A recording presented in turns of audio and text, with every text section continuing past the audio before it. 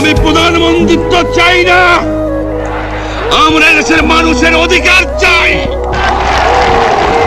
আর যদি একটা গুলি চলে, আর যদি আমার লোকের উপর হত্যা করা হয়, তোমাদের উপর কাছে আমার অনুরোধ রইল, প্রত্যেক ঘরে ঘরে দুর্গ করে তোলো। তোমাদের যা কিছু আছে তাই নিয়ে শত্রুর মোকাবেলা করতে হবে, এবং জীবনের তরে রাস্তাঘাট যা যা আছে সবকিছু আমি যদি হুকুম দেবার নাও পারি, তোমরা বন্ধ করে দেবে। তোমরা আমার ভাই, তোমরা বাড়াকে থাকো, কেউ তোমাদের কিছু বলবে না, কিন্তু আর আমার বুকের পর গুলি চালাবার চেষ্টা করো না, ভালো হবে না। 7 কোটি মানুষকে দাবায় রাখতে পারবো না। আমরা যখন মরতে শিখেছি তখন কেউ আমাদের দবাতে পারবে না। যে পর্যন্ত আমার এই দেশের মুক্তি না হবে, খাজনা ট্যাক্স বন্ধ করে দেওয়া হলো, কেউ দেবে না।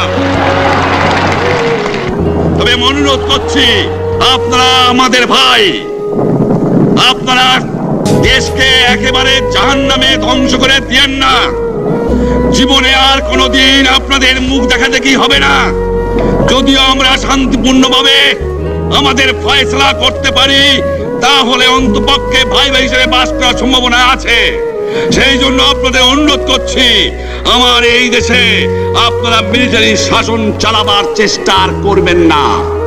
দ্বিতীয় কথা, প্রত্যেক গ্রামে, প্রত্যেক মহল্লায়, প্রত্যেক ইউনিয়নে, প্রত্যেক সাব ডিভিশনে আওয়ামী লীগের নেতৃত্বে সংগ্রাম পরিষদ গড়ে তোলো, এবং তোমাদের যা কিছু আছে তাই নিয়ে প্রস্তুত থাকো।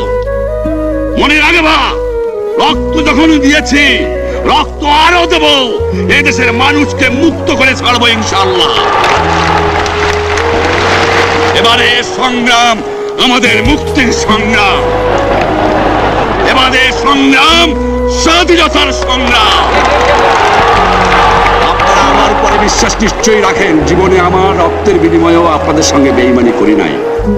প্রধানমন্ত্রিত্ব দিয়ে আমাকে নিতে পারে নাই, ফাঁসি কাজটা আসামি দিয়ে আমাকে নিতে পারে নাই। যে রক্ত দিয়ে আপনারা আমাকে একদিন জেলের থেকে বার করে নিয়ে এসেছিলেন, এই রেসকোর্স ময়দানে আমি বলেছিলাম আমার রক্ত দিয়ে আমি রক্তের ঋণ শোধ করবো, মনে আছে? আমি রক্ত তোমার জন্য প্রস্তুত। আমাদের মিটিং এইখানেই শেষ। আসসালামু আলাইকুম। জয়।